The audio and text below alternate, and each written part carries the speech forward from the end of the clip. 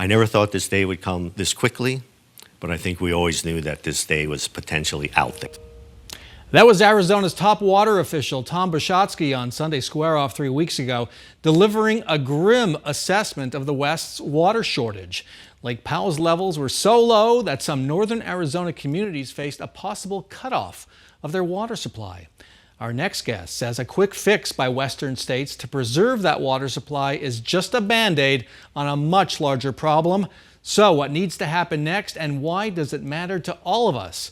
Joining us is Joanna Allhands of the Arizona Republic. She's provided clear-eyed coverage of water for several years. Joanna, welcome back to Square Off. Thanks, Bram. It's good to be here. Let's start big picture. Why does what's happening on Lake Powell on the Colorado River in northern Arizona matter to all of us here in Arizona? Well, about 40% of our water comes from the Colorado. And though we don't directly rely on Powell, the water from Powell flows to Lake Mead, which is where we need it. Lake Mead and Lake Powell up there in northern Arizona, two big reservoirs that we count on. I want you to be honest with me here. Am I exaggerating when I say that what's happening on Lake Powell, Lake Mead right now, is a 5-alarm fire? No, you're not exaggerating at all. And when you listen to folks in the water community, they're raising the alarm just as much as anyone else is right now. I am so struck by how this has gone really public so quickly. I know that behind the scenes there's been this kind of talk, but right now it is just out there. And it makes me wonder, how can we respond to this 5-alarm fire with the speed that's needed when you're talking about water and, right. and climate usually and that's equipment. the thing, is we have water policy usually is done in years. Decades even is usually when we're looking ahead, not in the matter of months. And that's what we're looking at here. Things are really literally changing by the month. So let's talk about the specific response to Lake Powell's shrinking water levels. The northern Arizona community of Page, a neighboring Lichi chapter of the Navajo Nation, faced the threat, and may still face it, of losing their water supply. You said there's a solution, but it really doesn't do very much. Explain what you meant. Right. So basically what the idea is that Lake Mead will agree to leave about 480,000 acre feet, which is billions of gallons of water, in Lake Powell for basically to prop it up, to keep it from getting to a level so low that power can no longer be generated there at the dam. And how long will that last? Will that Band-Aid last? Maybe a few months, maybe a year. It really depends on what happens with the hydrology, how much runoff we get. And if things, Interior has already said, if things don't turn around and we get more runoff, it's just going to be inevitable that we're going to hit that point anyway. And so if and when that happens, what's the effect here in Phoenix in the valley? Well, it's really risky. One, power would not be generated at Glen Canyon Dam, so that would have issues all across the West. But more important, well, as importantly, is that the water would no longer be able to flow safely through the turbines that generate the power, which means it then has to go through these tubes that are smaller and have not been really designed to carry as much water as they will need to prop up Lake Mead for a long period of time. It's really risky to flow water through those tubes.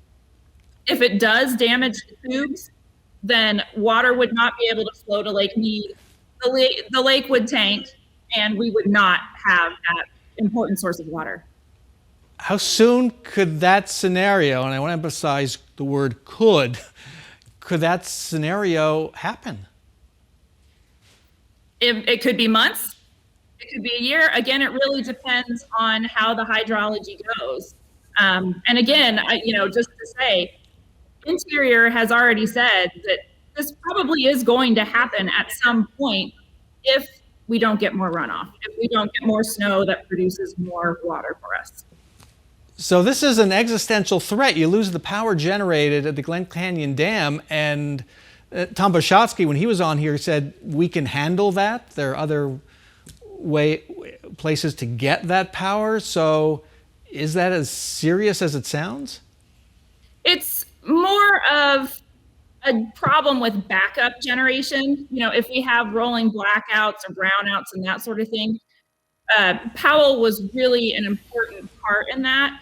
There's other ways to get power, and at least for Arizona, you know, we don't probably rely as much as maybe some others do on Powell, but I mean, it's still a thing.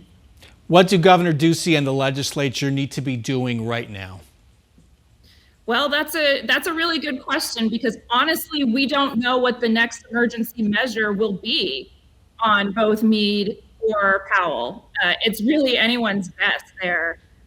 You know, also, in addition to what they've just done with this emergency measure to keep the 480,000 in Powell, we have something that we just amended a few months ago called the 500 plus plan, where we in Arizona are going to have to figure out, it's supposed to be voluntarily, you know, in the lower basin, we're supposed to be saving another 500,000 acre feet. And we're going to have to do that every year for the next 5 years just to keep Mead from tanking. So, you know, we're not out of even the Band-Aid fixes for either of these lakes, much less the long-term solutions. So, you know, there may not be a whole lot that the governor and the legislature can do, because we may just have to be doing such emergency measures so quickly that they may not have a chance to really respond. Emergency measures like conservation, more extreme conservation, that kind of thing?